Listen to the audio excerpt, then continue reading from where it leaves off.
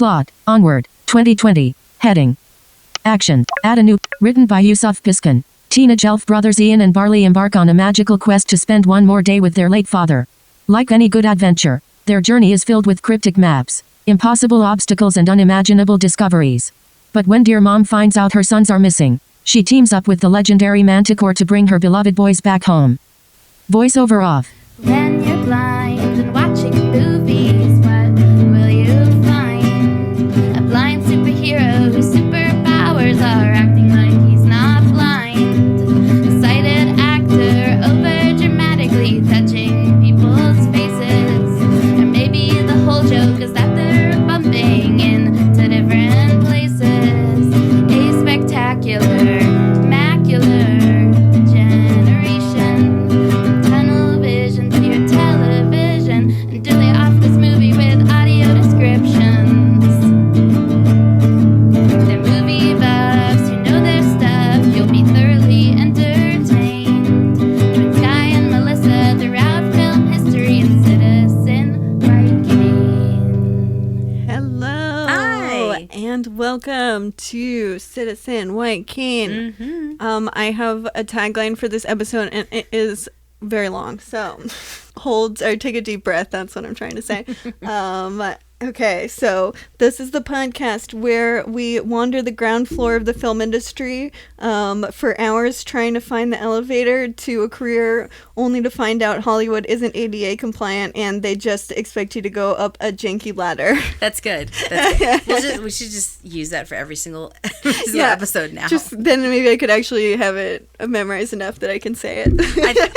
I thought it was going to end with us hitting the glass ceiling because we didn't notice it was there. Oh, that would be more of a slapsticky ending. Mine was more social commentary, but it's okay. No, that's also good. I wish, though, that would mean that we were like going up in the world. There you go. Yeah. Well, we hope you are staying safe and staying healthy and having fun at home as much as we can be having fun in quarantine times. Yes. In the now times. Today we are talking about we're actually doing a very current movie. We're talking about Disney Pixar's Onward. Yes, Disney Pixar. Yeah, I guess that is what it is. I don't know like that. Which is a movie that is 2020. So it came out I saw now. I saw it in theaters in March. Came out on video on demand literally in April. Well, so you can stream this movie on Disney Plus now. Yeah. Or if you really want to own it, which I ended up doing, you can buy it on iTunes. Right. As well. But you bought it before it was streaming? I did buy it before. So yeah, that's why. I got real excited and was like, yes, I want to own this. And then it literally came out 2 weeks later, and I was kind of like, well. Oh, that's $20 I'm not getting back. Never buy anything. That's the moral of the story now. But the movie that we watched, yes. You can watch for free if you have Disney Plus, or you can spend $20 and own it forever, but not really, if you buy it on iTunes. Yeah, right. And it is not, when you hear, if you've seen Onward, you might not instantly think, oh, that's a famous movie with the blind character. That's probably not your first thought about it. But we decided it'd be fun to talk about it, and this was your idea, Melissa, so you can also... Oh, sure. So I got really excited about Onward, actually, after I had, before I had watched it, because I heard something on, I can't remember if it was NPR or another podcast, but about how Onward handled disability. Oh, and so what, and I mean, not to like totally, cheat off someone else's work, but like, what was their take, and like... They were talking just about how it was really nice and interesting to see disabled representation in Onward. And they didn't really they brought up the fact that one of the characters, one of the main characters, Ian, his group of potential friends, one of them has crutches because he might have a form of cerebral palsy. Oh, I recognize the crutches because I had a couple friends who had cerebral palsy and walked with those. Right, yeah. I don't remember actually seeing that. Because they might have been not enough of the frame for me to see that. Yeah, they're blue, and I honestly didn't notice them until this go around because I didn't necessarily have to pay attention to what Ian was doing because I had already seen it before, so I could check out the background a little bit more. Well, the audio description. I was also watching it, yeah. Right, and they don't specifically mention it because I think in those scenes you kind of have 5 characters all of a sudden that you have to see, so I don't think they really detailed any. And audio descriptions will give you pretty limited information about a character. Like, they'll give you the information if it's coming up in the plot, I think, more often than not, but they wouldn't necessarily tell you a character has crutches if it's just part of their until it becomes relevant and they're to not the plot. And they're not this character is not a main character. You see him twice, maybe 3 times, so they probably would not. It just was really cool that someone had actually sat down and thought like, oh well, what if this character has cerebral palsy, right? And you also have characters that are kind of little people as well. Yes, because there's even like, I think, I mean, it is the whole movie takes place in kind of a D&D-esque fantasy world that's kind of mashed into the modern world. Yeah, kind of like a suburban. It seemed kind of like probably somewhere not that far from San Jose because it's Pixar. Like, that kind of vibe of a sort of suburbia, and like because you have like kind of a those different. No, I love the premise of this movie because it was literally like this movie was genetically engineered in a lab to be the perfect movie for me. Because it's the modern world, but it's D&D because it's there's a very nice opening narration about there was once magic in the world, and then people figured out that it was super easy to just do everything with modern technology, and magic was really hard. I think it's funny. Yeah, it is interesting. Do you think that's an allegory for something? Because I was trying to think and I couldn't think of anything. Not necessarily an allegory. It might not for be, something. But I was just wondering if you had thought of something. Not really. I wish I had something deep. But I don't. I don't either, so I kind of put you on the spot. But no, it's okay. It's just a really fun premise. It's cute. I think, and I'm always maybe a little bit more, I always am like, something's an allegory for something, and then I'll think about it probably more than I need to, because then I'll be like, no, it's got to be something. But then not everything's an allegory.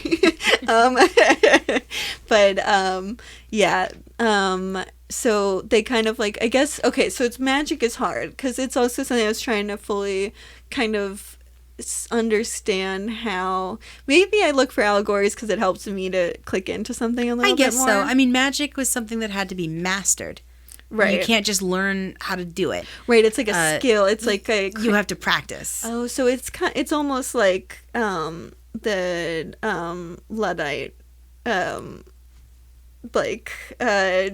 strikers, like just the idea of like robots replacing like the hard work, sort of. Well, and as we learn in the film, not everybody can do magic. You have to have the gift, right? Which is never explained. It's just like, well, you have to have the gift. Only certain people can do magic. Which we kind of don't hear up front, and then when it's introduced, it's because we need to know that. Because why? Because the character, Chris Pratt's character Barley is that that is his name, like the grain.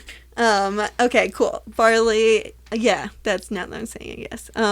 He like, okay, let's set this scene a little bit. We have the 2 characters are brothers. One is 16 and the other one's 19 because he's taking a gap year, so he's probably somewhere around there. Barley's the older sibling, and Ian is the younger. And Ian is the younger one. And they are it takes place on Ian's 16th birthday.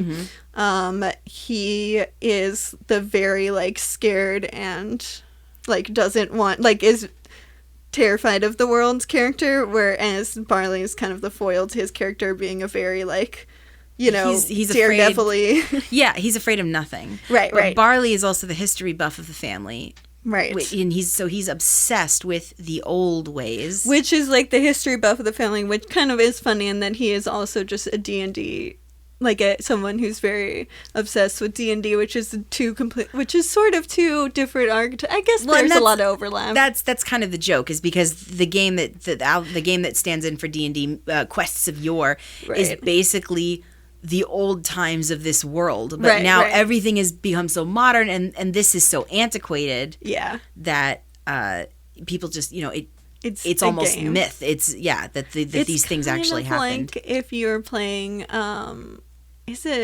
is Risk the one with the armies? Yeah, Risk. It's kind of like if Risk, you're like, oh, well, this is based on real war, but it's D&D, so there's more like specifics in D&D theoretically than there would be in Risk. Have you ever played D&D, Dungeons and Dragons? I mean, I've never actually been part of a campaign, but I know a decent amount about it. Cool. Okay. Cool. So because that's when I got the most joy out of watching this, is all of the D&D stuff. It made me so happy. All of the quests of yore, and to see Barley's, or hear about Barley's game table with all of his miniatures and models and everything. I'm just like, I do that. Oh, that makes me happy.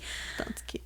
Yeah, it is. It is a funny, like, I mean, yeah, it is. It's a funny kind of combination of worlds, and that it is history. But yeah. So then they are on his 16th birthday. They have their family. Their dad died when their mom was probably pregnant with Ian, or like maybe I think she just had Ian. Yeah, somewhere in there where he has no memories of his dad at all. Right. So but Barley has a few memories, but since they're only like 3 years apart, they're very childish. Not childish in that he was 3 when he died. So like they're just kind of like long memories of long ago, like those child memories that you have before you're 5, where it's extremely fuzzy and you don't really have a lot of context for them. The memory where the one that stands out the most is the memory where his dad would tap on, or Barley would tap on his dad's shoes. Dun dun dun dun dun dun. Right, which is it's kind of a very almost blatant call to foreshadowing of what happens. Yeah, it is. It's not blatant. It is foreshadowing. That's what it is. But it is a blatant, because sometimes foreshadowing has more kind of subtlety to it. Oh. Whereas this has no subtlety at all. It's just like yeah. So and this brings us to the reason why I really wanted to talk about this movie, is the whole way they bring their dad back. So their mom gives them a birthday present that turns out to be a wizard staff. Their dad was a wizard, and there's a spell that will bring him back for one day. Right. They get to spend one day with him. Right. And the dad wants them to cast the spells because he wants to see them both when they're over 16, which is an actual line. I was like, wait a second, that should have been the following year then, because he's turning 16, so if they're older than 16, that is not correct, but whatever. Could have said 16 or older, but no, it's technically inaccurate. I would love the idea of him coming back and being like, wait a second, you're only 16? I wanted to see you older than 16. Sorry, Dad. But yeah, so they get this present, the first person, because Barley is so loving of magic in the old times and whatnot. He is like, I know the spells, so I'll do them instantly. But then even at that point, we don't know that it's kind of, I assumed everyone could do magic given the way that I didn't realize that only some people could do magic. So I think it's like revealed once he can't do the magic that not everyone can. Which is kind of, so we kind of get that information past the point where you would think he would say anything about it, but okay, so obviously Barley can't work the magic, so that's when Ian doesn't necessarily Ian tries later on that night, and it works. We find out that Ian has the gift, and Barley. Well, obviously, there's lots of noise in the room. Every objects in the room are floating around and going everywhere. So there's lots of noise. So Barley comes in to see what's going on and sees Ian performing the spell, and the spell gets botched.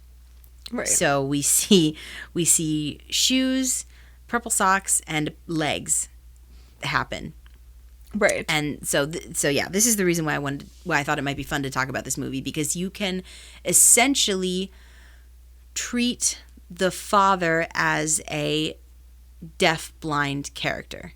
Right. For one day. Yeah, for almost a day. Right. So he kind of has, which, yeah, I thought about it, and because he is, it is only one day that he's back, it, like, the ability to learn to, like, communicate, since he was an abled person, he wouldn't have enough time to really learn how to communicate in a meaningful way, if that makes sense. I guess. I don't think if he came back whole, he wouldn't be able to communicate in a meaningful way.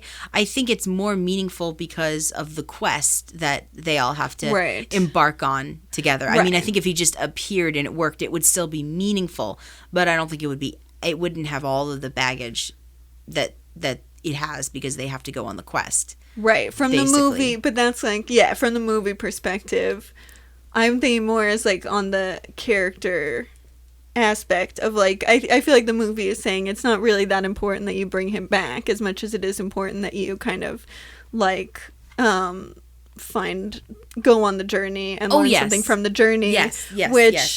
Which means that as a character, which it made for me, I think, kind of reading it as a text of like a deafblind character, it bummed me out that you kind of, like, really it's more of a metaphor for him not actually being there.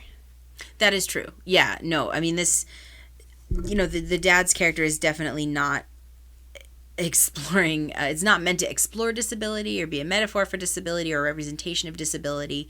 But it is, because we're doing this podcast, so we're just going to say it is. Yeah, I mean, I just really wanted to talk about this because I thought it was really interesting and moving. Yeah, well, I would love to know kind of, yeah. Okay, so I was crying by the first scene that after they bring the dad back, because he's walking all over the room. He's trying to get his bearings. He's trying to figure everything out, you know, and he's falling all over the place because obviously he can't see where he's going. And he finds Barley, or Barley finds him, and Barley does the whole like dun dun dun dun dun dun, and the dad repeats it back to him. Right. And he figures it out. And it's just that simple act of touch that made me happy. And the way I couldn't get over the way that the dad moves his feet, especially in the first scene. Because I'm like, oh my God. Like trying to feel. Yeah. I'm like, but I do that with my feet. It's like, yes. I was like, yes, I feel seen for like that one little tiny, you know, stretch of the movie. I was like, wow, I get it. Like I feel seen. This is how I walk around. This is how I move through the world. Yeah, it felt very. If I was like, this would be so disorienting, because I guess I was just thinking like it takes years to adapt to the perceptions you have, like, and like especially if you lose your vision. And especially if you lose your vision and hearing, like it can take a bunch of years to like relearn how to communicate, like, or it can take a long time to learn how to communicate in general when you're needing to, especially when you need to communicate in a way that's not going to be as easy to like pick up from the people around. Like there has to be a concerted effort to like teach you how to communicate in a way that you can't just learn from just being around people. So I feel like it made me sad that in a personal journey of learning to perceive the world, that was not going to be an option, like, at all. Because like a day is just not enough time to do that, if that makes sense. But maybe that's... Yeah. But because I think that, you know, it's really interesting to look at the character as a deafblind character. And I think what you're saying before is probably... like right in that, like I don't think like the writers were looking at this as a deafblind character. I don't think so either. I don't think they sat down at the table and was like, yep, we're gonna write a deafblind character. But I honestly, that's kind of what I saw. And I mean, you could even go as far as saying, you know, this is also it's a deafblind character, and it's also kind of an amputee character in a way, right? There's a lot of disability. Yeah. This character doesn't have use of his arms or anything below the waist. Which, yeah, because I feel like something I and the kind of stories I love are stories where we skip all the parts of people learning how to interact with the world and just get right to like living with a completely different way of interacting with the world. And like, and I think that that's the disabled stories that I find the most intriguing, because honestly I think maybe, I don't know, I mean, like, that's how I had to learn without any support. And so I think that feeling of it being such a new thing can be stressful to me, in a way that, like, seeing people who've already adapted to the world around them and then are just experiencing life that way and then, you know, going on adventures of their own,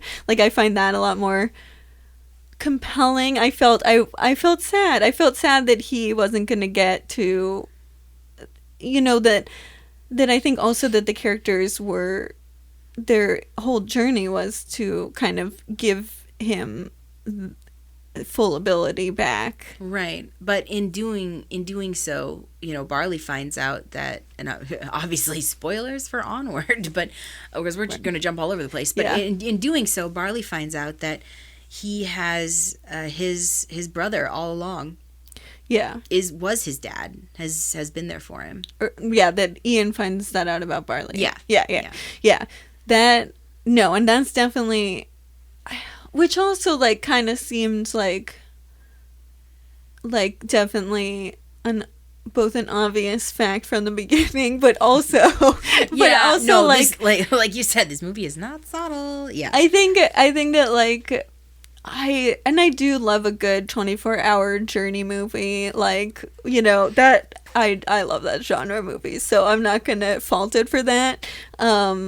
And I totally think that sometimes to do that you kind of have to have a MacGuffin thing, like just something that the characters are needing to go after that's beside the point of, like, what they actually discover in the end. So it's, you know, pretty by the books in that way, but I do really enjoy that kind of story because it's kind of fun to, like, you know, subvert what people think they're looking for. Yeah, that's fun. And so I think that, I don't know, I mean, I do like that kind of thing, so I generally appreciate that as a story. Yeah. Well, and the dad construct. The dad on this quest, you know, and he doesn't have full ability like the boys do, but there's still, you know, he still goes on the quest with them. They have to take him, but still, he goes on the quest. He walks around, he gets out of the van, you know, they don't just throw him in the back of the van and then we never see him again until the end of the movie. Right. And another one of my favorite scenes is the scene, is it after? Yeah, it's after the gas station in the whole episode with the sprites. Barley and Ian are having a fight because of a spell that they had to perform to get away from the police. And they're having a fight because Ian thinks Barley's a screw up, and they pull to the side of the road, and Barley has the radio on, and they're outside of the van and they're fighting, and all of a sudden one of them notices the dad, the legs. Then they're dancing in the car, and Ian's like, how is that happening? And Barley's like, well, he can feel the music. Right. And then they have this really beautiful, wonderful, lovely little dance together. And it makes me so happy. And I'm just like, oh, yeah. Well, I wish that and I don't really know how, I think, I don't know how they would do it, but I wanted more stuff like that. Like, seeing this, because as a character, he's like, I mean, just generally, like, a stand-in for an absence of something. And I wanted, but I don't think that made sense in the movie. Like, I don't think it would have made sense. But as, like, a disabled character, I wanted him to have more agency. But, like, in the context of the movie, it just doesn't work. Like, it wouldn't fit into the movie or the story they're telling. And so I think that those kinds of, like, the fact that it would seem so forced to make him a character with the agency because there's no room for that. Yeah, and I totally get that and agree. But I didn't think the little bits and things that he does get to do that's his own. They didn't feel forced to me. It felt really nice and organic, and I guess maybe that's why I latched onto this character as much as I did, and like I said, I felt seen, and it just really made me happy to feel seen. And because they didn't have to do any of that, they didn't have to do anything like this, they didn't have to give a character cerebral palsy or crutches for cerebral palsy. They didn't have to do that. I swear, I need to go back and rewind it and look again, but I swear, when the first time we go to Barley's high school and you see all the kids, I swear I saw one with a guide animal of some kind. Oh, wow. I didn't see any of this. They really just say Ian's potential friends. Like, the audio description gives you no details, so I just don't know at all what they were. Yeah. I was a little sad because the audio description is not very detailed. And I'm like, part of the fun of this movie is the details.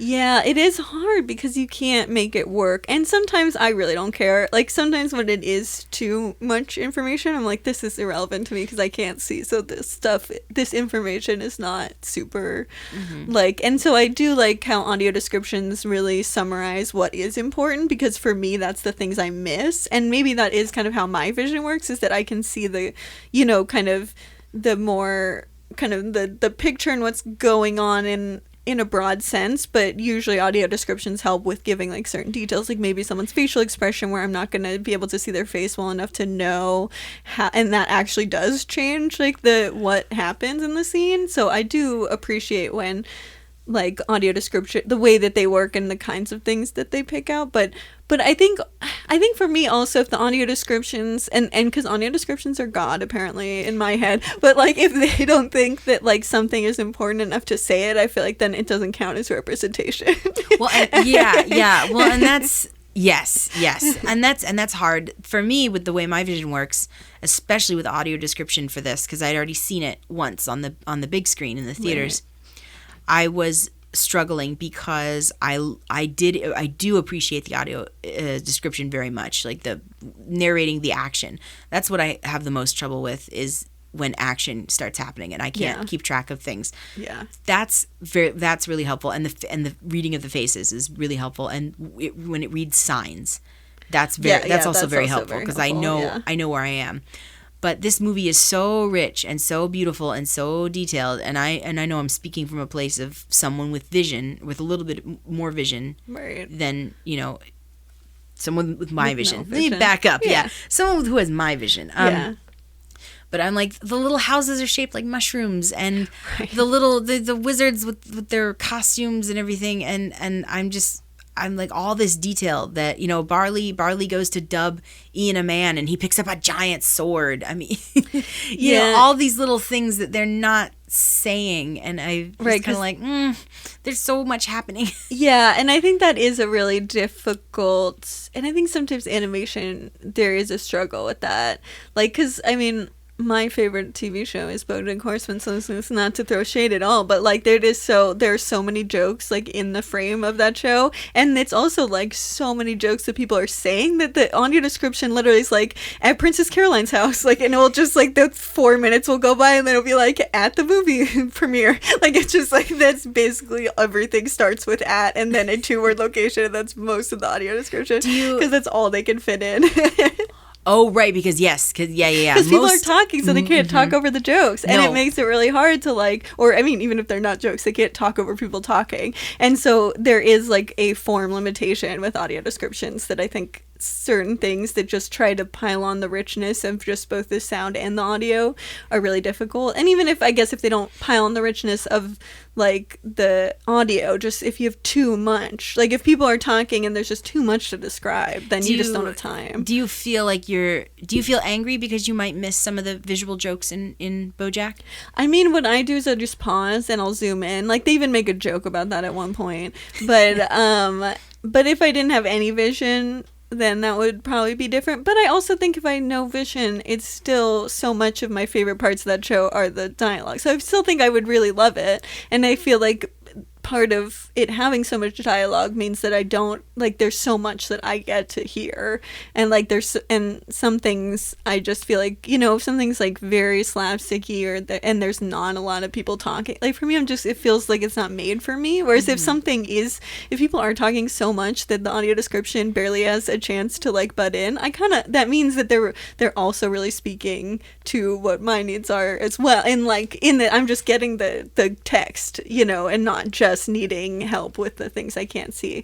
But it's, you know, it's a balance, and I think that that's always a give and take that's pretty much impossible to, like, totally feel great about, because I just think audio descriptions are really nice to have, and they are kind of an art form on their own, but it's not the same as seeing something. And yeah, and so I think that it's always very complicated by that.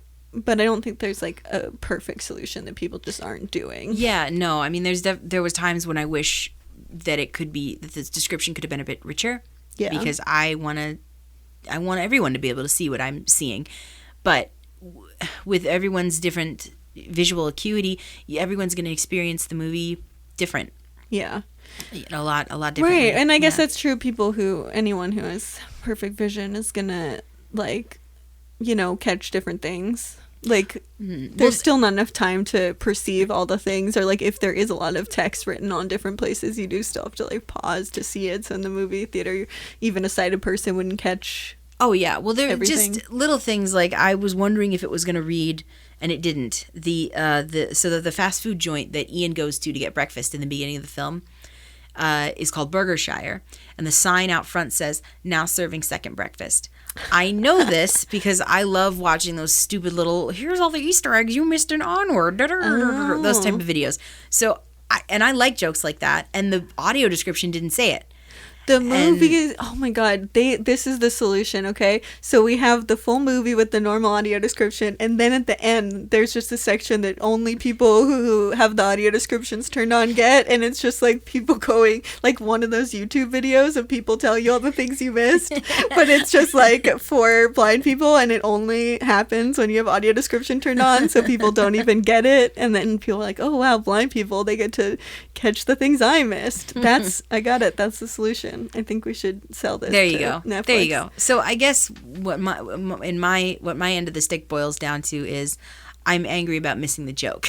I don't want to be left out. Yeah, I don't either. And if, like, which is also why sometimes I watch things at home, because I can pause them. And it does really suck to be in a theater where people are laughing at something I can't, like, if it's very alienating. And so when that happens, it kind of sours me to a movie sometimes, like especially if I don't have audio descriptions, because they're not always available. But even if you have them, if people are laughing at something that I'm still missing, which usually audio descriptions, if you're in a theater though and people are laughing, usually it's something the audio descriptions will say, because they know that it's funny enough. Because people don't laugh at everything in a movie theater. Like, that kind of thing might be something that only you, like, that not everyone would appreciate enough to laugh.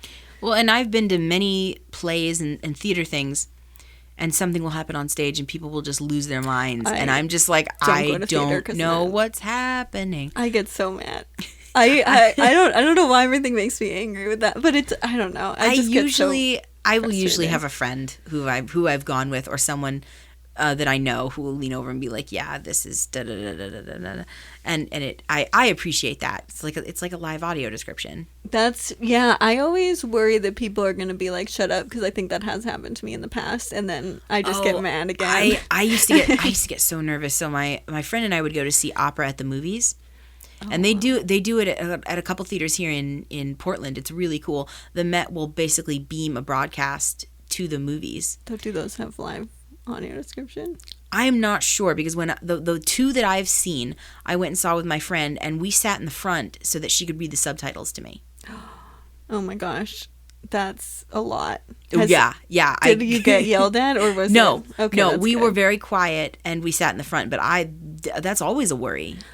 Oh my God, is someone gonna yell? You know, am I disturbing somebody? My parents would always do that, and people would yell, would get mad about it, and it was just enough times that I was like, I hate this so much, I'm not even gonna bother. So I just kind of stopped doing it because and the other problem is no one actually reads them fast enough. Like, the audio descriptions are people recorded, like, practicing doing it and making sure that they can do it in time. Like, a person just trying to read something who's not necessarily gonna be able to read it fast enough, like, to say it out loud, like, I don't think I've ever sat with someone and they actually were able to read the whole thing.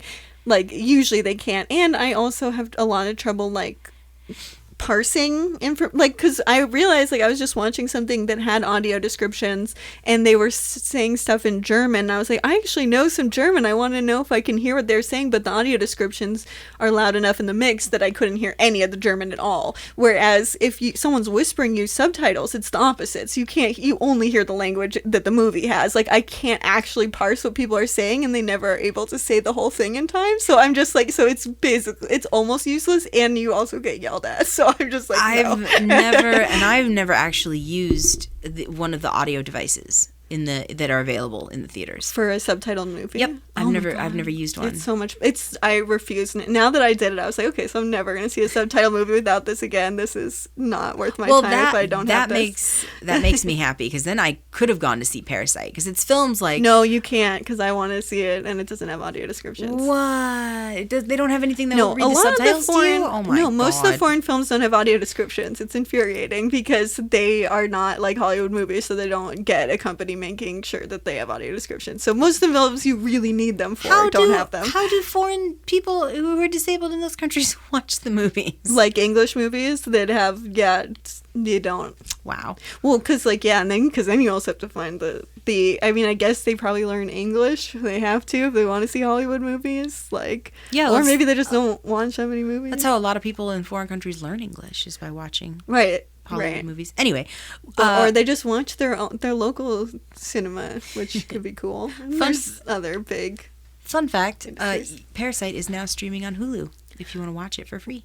If our sighted listeners want to watch if you're sighted, I'm gonna try because I really want to watch this movie. I have my iPad. I'll just hold my iPad 2 inches away from my nose, which is how I watched Dogtooth and a couple of other things. So I have watched the first half of a lot of movies, mostly that were assigned in school, and I don't think ever finished them because I always got too mad and stopped. I guess I get mad a lot about this stuff. I don't know. When I get a headache, I get more irritable, and I think that things that make me have a headache, I am more likely to get mad at. It's hard. It is hard. It's not easy. It's really not that easy. There's a movie on Netflix I want to watch called The Platform that's in Spanish, and I'm like, okay, I've got one thing going for me. I actually understand a little bit of Spanish, so right. So I think that might be okay. Yeah, it is. I mean, it's a bummer. But I mean, here's a challenge, a fun challenge, especially if you've seen Onward before, or if you've just pick a movie that you've seen before, and watch it with audio descriptions and close your eyes. I mean, I've seen Indiana Jones and the Last Crusade. I've seen it, but I haven't actually physically laid my eyes on it. I watched the whole thing in audio description. Nice. And I had a great time. You get a lot of information from doing that. The one problem that I have is sometimes I will just be doing it'll be easier for me to do other stuff while I'm doing it, and then sometimes I'll wind up like trying to read a different thing, and then I'm like, wait a second, I can't be reading while I'm listening to a movie. It's too distracting. I used to fall asleep to Daredevil when they put the audio descriptions on it on Netflix finally. Yeah. So I've listened to most of that show. And it's so dark. It's like you don't even have to worry about the blue light. Yeah, it's so hard to see. No, it's great though. They narrate the fight scenes and everything, and it's perfect. I'm like, this is really cool. I listened to it, and I have to say, I realized that I just don't like fight scenes watching or listening to them, because I was like, oh, but I want stuff to happen. I feel like fighting always puts the story on hold, but maybe that's just me. Maybe that's just you. Yeah. No, I mean, I definitely check out sometimes during an action sequence, a fight sequence, but I can appreciate a real good fight sequence. Yeah. That's good. I maybe when they're kind of like slapsticky, that can be fun. But those are a lot of fun. Any of the like the Jackie Chan type movies those are super fun. When it's kind of like kind of cool choreography. I feel like the way that they're edited always is just kind of dumb. Well, yeah, it's like it doesn't make any sense. You can and they're definitely directors. You can watch their movies, and like there are some people that know how to shoot action, and there are some people that that are Michael Bay and are terrible. Right. Well, and I think that like you can kind of like I guess directors, like the way they sleep at night is they just say, well, if I like cut really fast and just have like really close-ups where you can't really get the context of what's happening, that's like what being in a real fight is like. But really, it's just lazy. You don't have to actually do as much choreography or really figure out the fighting as well. I mean, you're editing that quickly. The coolest fight scenes I've seen so far this year were definitely Birds of Prey. Just like anything that happened in Birds of Prey was amazing. Is it like more longer shots and stuff? It's longer shots, but it's also just filmed really well. And each character has their own fighting style, and they all work together really, really well. And it's not, it's a bunch of women fighting, but it's not a bunch of sexy women fighting. Yeah. Is it, well, okay, so this is something maybe only I would be the only thing I would notice, because I'm only paying attention to editing and framing when I'm watching a fighting scene, so I don't focus on the characters. Maybe this is why I don't like them. But I feel like you kind of have to like, you have to have a longer shot. Well, you have to have a long shot, both like a long shot and also like you need to have a, what is it called? It's like one shot. Like a medium shot? Yeah, I mean, no, more long, like more out than that, and then you don't want to cut too much. Oh, like a wide shot. Yeah. Yeah, okay. Yeah, I mean, I don't make action choreography, so I don't know, but I'm sure there are people who are like, oh, no. I can show you a real good close-up fight scene. You know, and I wish I had like a Rolodex of action sequences in my head, but I don't. Because I don't really, yeah. Yeah, I mean, a close-up fight scene, though, you can't, like, because there's so much movement, you have to constantly be cutting. Because it just wouldn't really work. If you were up in people's faces, you can't, like, that's just not a sustainable shot when people are moving. It wouldn't make any sense to film it that way if you're going to keep it on, like, if you're not going to cut. So I think that's why, like, when it's close up and there's a lot of cutting, it's just because you couldn't film something where it was close up and there wasn't a lot of cutting. Because you're just, like, it's just the movement. They would be going in and out of frame. It wouldn't really work. And you also just wouldn't have really context for what's going on. And I love a good close-up, but it's just too much. Like, because close-ups mean I get to see an object, so I'm always like, yes, this is fun. But when it's moving and you're cutting really fast, then it's just a blur. And I can't imagine it's that much better for sighted people. Yeah, no, that's difficult. And when I lose the character or who I'm supposed to be watching, when I can't logically follow what the action is supposed to be, then I get a little, I check out because I can't see anything. And then Birds of Prey, you should, for the fight sequence alone, you should check it out because it's really cool. But I thought the fight sequence in the Funhouse is filmed really well because you're focusing in on each character. Not literally focusing in, but the fight is focused to each character. And then the fight will happen with some characters in groups. So it's just filmed really, really well and really naturally, and it doesn't drive me crazy. So is it like that like you only see one character in the shot? Sometimes, or you'll see two or three. Is it like not hand-to-hand combat? It's all hand-to-hand combat. And then how do you do it with one person? And there's a bit with roller skates. Well, that's cool. But wait, how could you shoot something where you only see one person wouldn't you have to see both people in the fight then? Oh yeah, you see the character and who they're fighting. Okay. I'm saying was like, how does this work? Oh, I'm sorry. No. You see who they're fighting. You see the opponent. Yeah. Okay, that makes more sense. Right. Okay. So it's just kind of like it's a group of people fighting, but you're only going on different matches of people. I see. Okay. Yeah. It's just filmed really. I wish I had better vocabulary, but it's filmed really well, and I can see what's going on, and I feel much better and more engaged. It was like watching Wonder Woman for the first time. When I still haven't seen also. Oh my god, it's really good. Anyway, so the cool thing about Wonder Woman is they would she would do this big action thing, you know, and the director would slow it down a little bit. Oh, but yeah. we're not talking like Zack Snyder glorified slow motion. Just a little. Not like The Matrix either. Yeah, not like The Matrix. Just slowed it down just a little bit so that everyone could see the action that was happening. And that meant so could I. Right. Does the slowing down help? I enjoy it every now and again. I don't want to watch an entire fight like that. Right. But that'd be annoying. But if they're doing something really cool, you know, like she was like busting through a window with her shield and then she kicks a guy and I'm like, yeah, that's cool. Like I like it when it's slowed down a bit. That's interesting because the way my eyes work, it makes it harder for me to see when things are slowed down. Really? Because, like, okay. the motion helps me get a context. So, like, that's why I walk so fast. And if I walk too slow, I stop being able to perceive what's around me. So I get kind of stressed out and I have to, like, look around.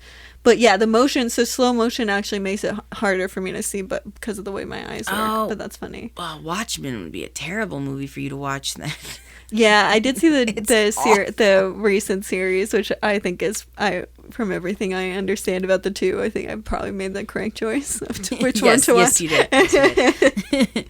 But yeah, that's interesting. I didn't know that. Yeah, I really enjoyed the fact that some bits of it were slowed down. It's like now we all can enjoy this thing, right? Well, except for Sky. No, I'm just kidding. But yeah, so. Onward. I know. I'm like, wow. How do we get back to Onward? Yeah. Well, there is a lot of. Okay, so did you feel so stressed out by all of the action sequences? Because I don't know if this is just someone growing up near Los Angeles where you spend so much, like, your biggest fears in the world are being, like, in caves, being in traffic, being, like fast traffic things are terrifying, and caves. I spent a lot of time in caves for some reason. Don't know why. And that was a scary thing to me. And then, well, there was another.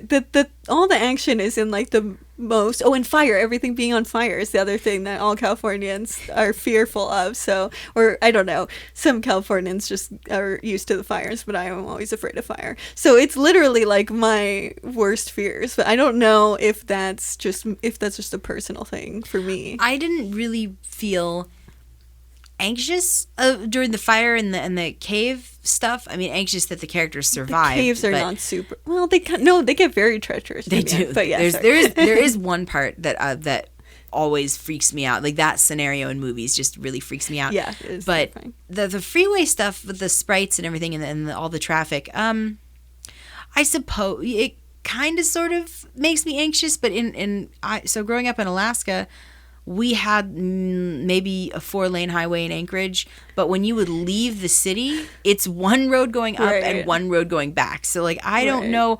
I know what a freeway is and I know what an expressway is because I've been on them, but I don't know what that is in comparison to, like, California. Like, when I moved here and saw all of, like, the streets on bridges and the elevated and everything, I'm just like, oh my god, I can't. This is too much. That's so funny. What is I'm happening? Like, this is like a dream world where you don't have to be afraid to be in the car all the time. No, like Los Angeles is I was shaking watching it because it was like so like just remind me so much of like scary things. Where like, oh my god, and the bridge is so scary. Oh, the bridge was Everything terrifying. was just so anxiety produced. The whole thing is. I'm afraid of heights too. So the bridge was terrifying, but I got through that pretty well because that is basically a spell, kind of like a spell in D&D.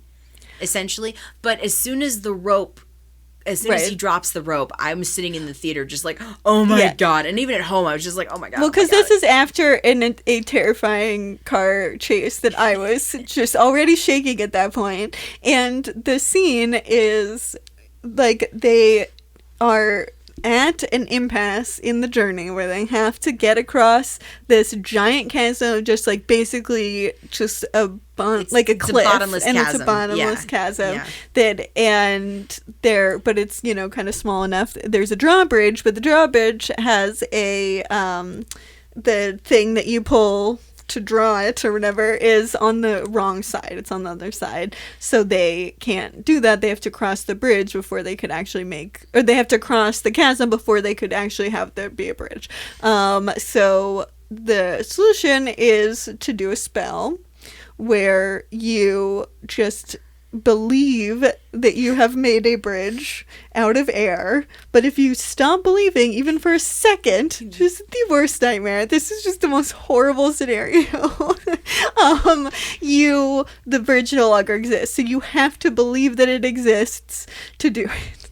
Well, and when they're exploring the chasm, like, the dad almost falls over, walks off, the legs totally fall over, and they catch them, but I'm just like, oh my god, because this is another thing that happens in Southern California is people go hiking all the time, and I've wound up on so many clips where I've just been like, I'm so afraid of this. So this was really just so true. This entire movie, just every scenario was the most horrifying. Like, I was shaking. Oh my god, it was so scary. And so they decide, okay, we're gonna tie a rope because Ian is the one who can do magic, so he is the scared of everything, but he has to do it, and he's 16, so he doesn't believe in himself, and is very, like, a normal 16-year-old basically, and that you're very self-conscious. He doesn't believe in himself and magic, really, because they've been getting all of their spells from basically the D&D Sorcerer's Guide. Right. Well, and I think that he, like, to some extent he doesn't deny that he can do magic, right? Because that's, like, apparent, but he is not. I definitely thought of it more like, kind of, when you're that age, you feel very, and maybe this is an individual thing that just was true of me, but like the level of self-consciousness and, like, the lack of feeling like, it's kind of like an imposter syndrome kind of thing almost, but just like, of all things in life, like, you feel very like you are, just you have a lot of doubts about your abilities, which, I don't know, maybe this is something that is not universal, but is a true of many. I don't think it's I don't think it's I think it's pretty universal, but okay, that's what I thought, but yeah, so he is, like, the idea that he needs to believe it exists is just feels cruel to me, to do that to a 16-year-old, because 16-year-olds, like, part of, like, going through that stage is, like, the nice thing is hopefully you have, like, a safe environment to be at your home and stuff, so that you can you can fuck up and, like, it be okay, because that's how you learn, is, like, you fuck up and then you survive, whereas this situation, he literally can't fuck up and survive, and so it just feels so cruel to do that to him. But oh my god, so they get a rope. This was very emotional for me. They get a rope. My mom is also afraid of bridges, like, because she's terrified of bridges. So every single time in my childhood we were ever on a bridge, my mom was having a giant panic attack. So, you definitely learn to have the same anxieties as your parents, and she, I think, learned it from her dad. So, that's already kind of baked in from my childhood. But, like, and that's bridges, like, the actual structures that are very, like, sturdy, that will continue to be there when, as long as there's not an earthquake, like, they're gonna still be there, as opposed to, like, literally just air. And so they decide to, like, tie a rope to him. He starts walking across. The first time he just falls, basically. He does not succeed, and so then the rope, like, he's able to be caught because he's on the rope, so the rope worked out in that. So that was his one chance to fail, basically. And then the second time I like what Barley says when he pulls him up. He's like, now you know what falling feels like. Right. Now you failed. Now you can try again. Right, which makes sense. That's, I think, sometimes that's valid. Sometimes you need to fall to figure it out. Well, yeah, I feel like most of the time, or if not always, I feel like that's really the best way to learn, and, like, is to fall when you have a rope. It just feels like you should get a chance to fall when you have a rope every single time when you are a teenager, and then, when you're, like, 25, you can start walking without the rope. I'm, like, just very afraid for him, considering just, like, how hard it is to trust in yourself at that age, and how just one chance wouldn't necessarily be enough. But luckily, the second time has the rope. He does believe, now that he's gotten that experience, but the rope falls off halfway through. And so I basically was, like, dying. Oh yeah, Oh no! The first time I saw this in the theater, like my heart was racing. My hands were like over my mouth. I'm like, oh my god! I'm glad I'm not sitting near anyone because I'm like having a panic attack. I know. I'm like, the most. I was just, oh my god! I like just talking about. I can't breathe. Like, oh my god! It's so scary. And then of course, he's right at the end. I'm Ian. I'm amazing. And he's right at the end, and he looks back, and Barley's holding the rope. And he realizes, which I guess if you were blind, like, that would be a good time to be blind, because you still wouldn't have known. Well, because he asks Barley, like, do you still have the rope? And he's just holding on. He's like, yeah, I still have the rope. Which was the right call. True. Like, yeah. I'm generally think that lying is a dumb thing to do. This was the one time in a movie I was like, good call. Good call to lie. That was smart. Like, that helped everyone by you lying. That's not usually the case. But this is one case where lying was definitely the correct move to make. Yes. And they make it. He makes it, and they can put the drawbridge down. And he almost makes it across because he does fall when he sees he doesn't have the rope. Right, he freaks out. But he falls and catches himself right at the edge. So at that point, he's far enough to catch himself at the edge. So if he had looked back any time before that moment, he would be dead because he wouldn't be so close enough that he could reach the edge. And at least I was like, at least in a cartoon movie, people are always very adept at catching themselves on the edge of cliffs, which is a thing that's never happened in real life. But is something that happens all the time in kind of cartoonish movies. Yes. So I was glad about that. But oh my god, it was so terrifying.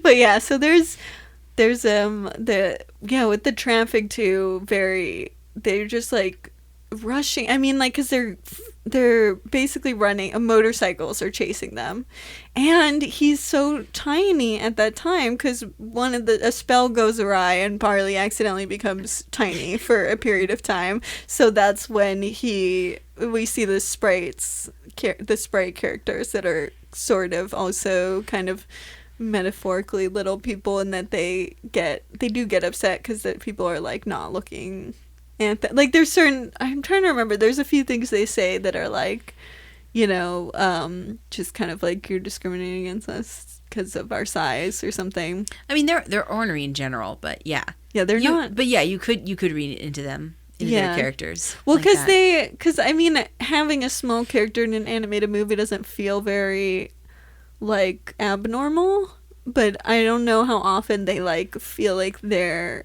an injustice in the world based on their size. So that's why that kind of came to mind. Though they're not super empathetic characters generally. Like, they are kind of, because they're basically like motorcycle gang. Yeah, they're this world's version of a motorcycle gang. Right. And they like are as the audio description says, there's motorcycles that appear to be empty. and then they fly out from all sides of the motorcycle because they're actually I guess they're I was trying to figure out exactly how they operate the motorcycles. Oh, you got me. I'm guessing they have some on the pedals and some on the throttle, and then the one person who sits on the windshield is the eyes, I guess. Right, but then like, do they? Because don't you have to like use the handlebars?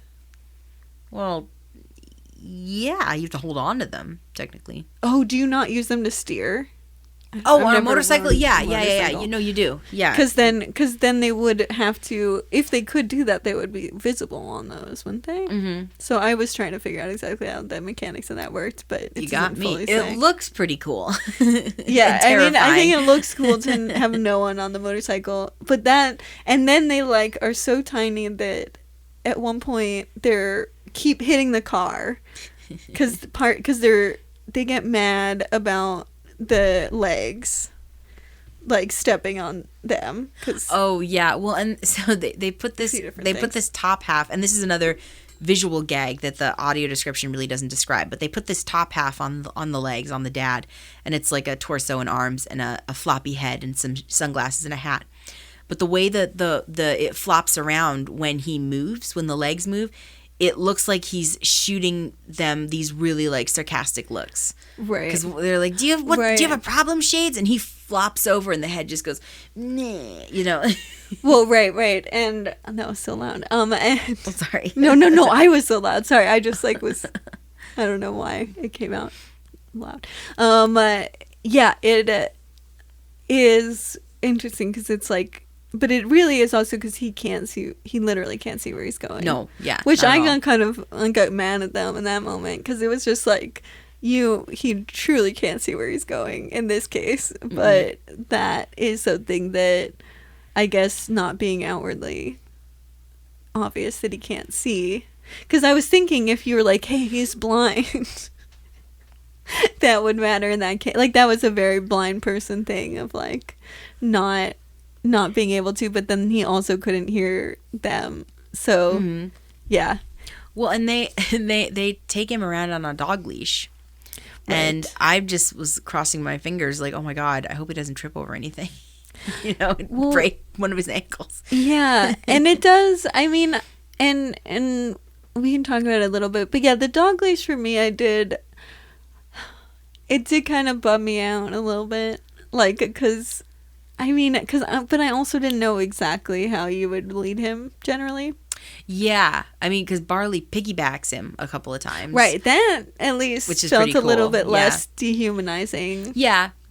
I honestly think it was for comedic effect. I mean, right. I kind of chuckled the first time the leash came out, but yeah, no. I mean, would I lead a disabled friend around by a leash? No. It'll be pretty. No, but then again, he doesn't. Yes, but then he doesn't have any hands to operate a cane. So right. Like, how does he operate a cane? Right. And I think that's like something that it would be so uncommon. It's very uncommon that someone would it be like have that many things. Like I'm sure there are some people who are deafblind and don't have either arm, but it's pretty, I mean, most disabled people, you know, maybe have one of those three things or two, but rarely do you find someone who would have all three. That's a pretty uncommon, you know, need around that. I don't know. I don't have any friends who are deafblind, but when I worked at the visitor center back home in Anchorage, I did have to help a woman who was trying to find things to do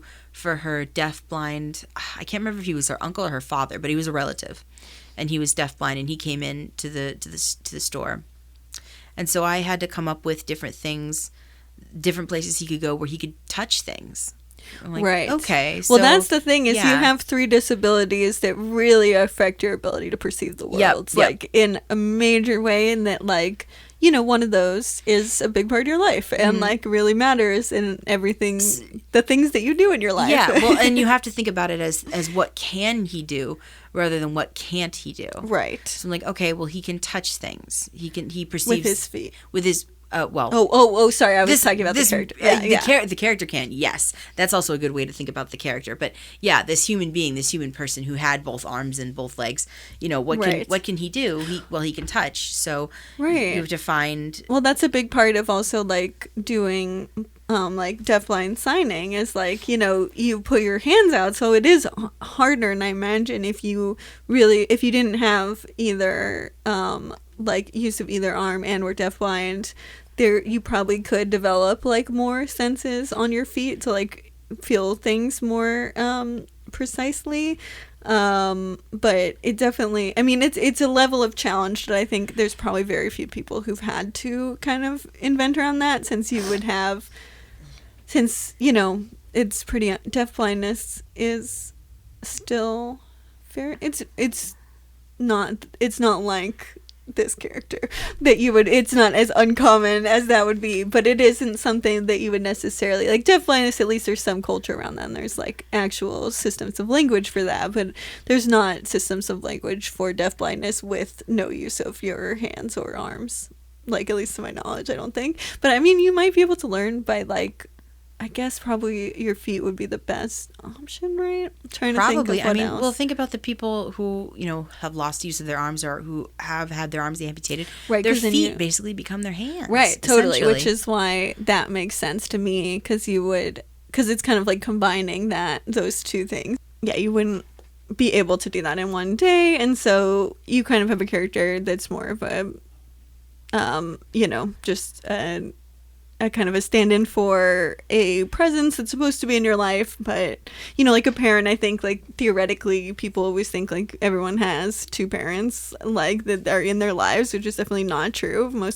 Not most people, but many people. And even as kids, because your parents can pass away. Like, there's a lot of kids who have one or, no parents. And so that kind of, but there's an assumption that you do. And so I think for kids who've lost a parent, there's a sense of like their presence in their life should be there, but it's kind of like a missing thing. And I feel like that's more what the character is a stand-in for, and less force like how to live in that way. Yeah. I mean, that's basically the thesis of the movie, right. Essentially. I just thought it was really nice that they took the time to make the character communicate, to be able to communicate in some way. Yeah. I wish I don't know how you can make them communicate more, because it wouldn't be practical. But yeah, that was.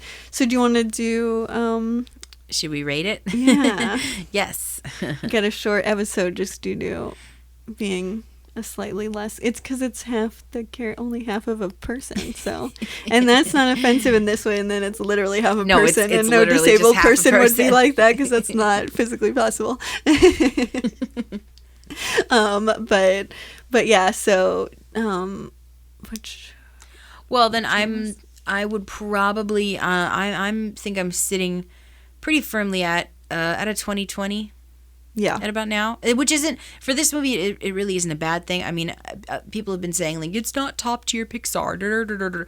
I'm like, I would agree that it's not one of their best films. I think there are better films that they've done, but for me personally, I really enjoyed this movie. I like the characters, I like the aesthetic, I like the story, and the fact that they tried and even cared to make a few of the characters disabled, and to make the father character the way that he is, and he is like that through most of the movie.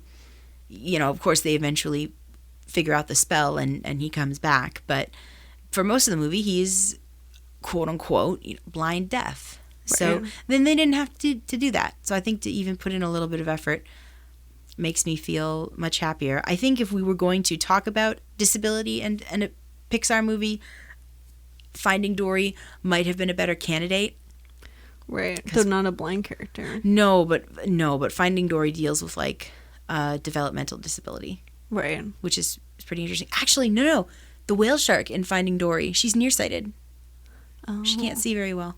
I forgot about that. Me too. Anyway, Finding Dory might have been a better choice. Oh, wait, sorry. I saw Finding Nemo, and I actually never wound up seeing Finding Dory, so that's why I don't remember. Okay, you should watch Finding Dory. It's pretty that amazing. I've only seen Finding Nemo. I think if we were going to talk about a movie that tackles disability head on, Finding Dory probably would have been a better choice. Okay. But this was the closest I could get to, like, he's kind of a blind and deaf character, and it's a Pixar movie, and I just love this movie so much.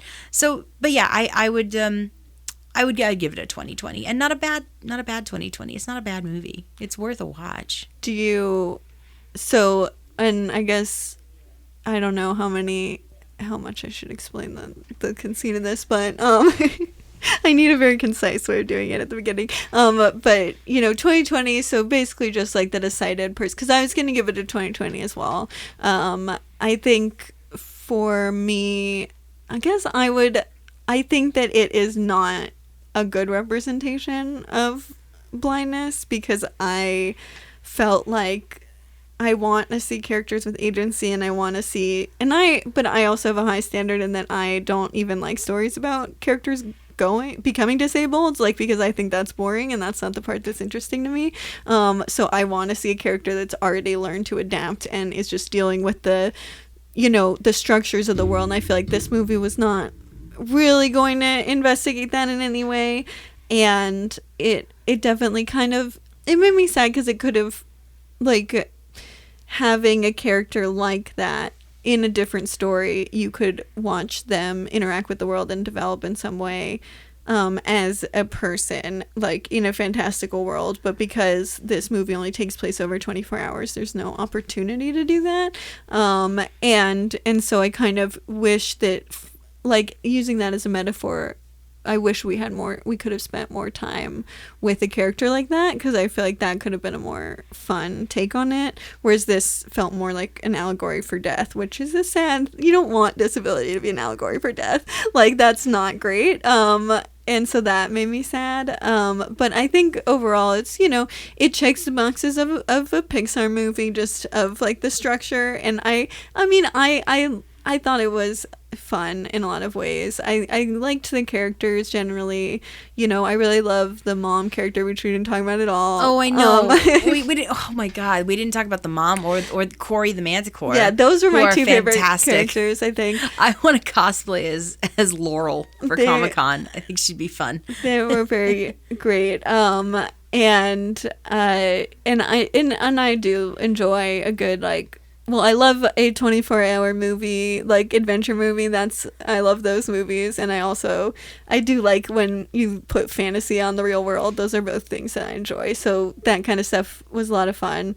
And yeah, so I liked it in a lot of ways. I feel like as a disability movie, I wished that it was coming from that perspective. I think that similar to, there's certain, like, I don't know, I don't want to like get too much on tangent about another movie, but just like, I think sometimes, like, oh God, okay, I have an X-Men rant, I'm gonna table it, but it basically just like the fact that the characters could be an allegory for disability. I think I've probably already talked about this so far on the podcast. Oh, but, well, I've heard you talk about this. I don't know if we talked about it on the podcast, but I've heard the rant before. Yes, exactly, which is why I feel like I don't. Yeah, I mean, I probably have said it on this podcast already, but yeah, and if I haven't, we'll do it later. But just the fact that you could have more of an allegory, and it wasn't, but I guess that is a different movie. But overall, I liked it. I think it was definitely a sighted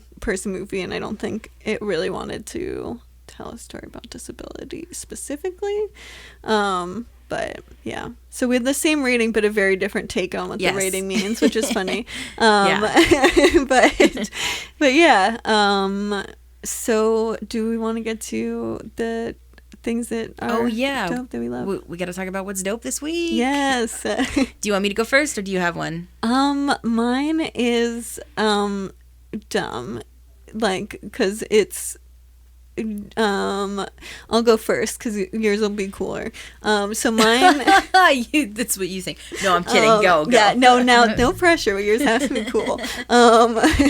No, mine is just dumb because it is. I realize I haven't been consuming a lot of content this last week since we last recorded, so I've been working on making a different podcast, so I'm kind of just making this a plug, which I feel very weird about, but it is like just because I haven't had a different thing that was going on, and I am enjoying making a different podcast as well as this one, which I'm also very much enjoying making. So I'm glad that in the quarantine I can make two podcasts that I'm enjoying making.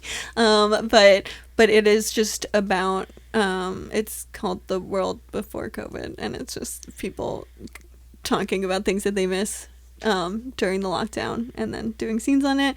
And I feel very dumb to say that this is the thing that I'm excited about, but it is just literally because I haven't been watching anything because I've been working on it. So I was like, okay, I guess I'll say that. But yeah. No, that's good. I'm so bad at self-promotion. So no, it's okay.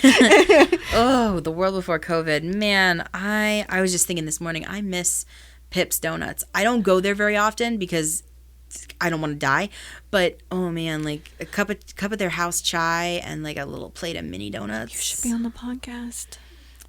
Yes, I should. Yes, we talked about this too. Yes, I want to do it. Yes, definitely. We'll figure it out off air. Yes. Yeah. Let's see. So what's dope for me this week? Oh my Lord. Okay, there we go. I was like, I had it and then it disappeared. Okay, here we go. Content that I have been watching. I guess I've got two things.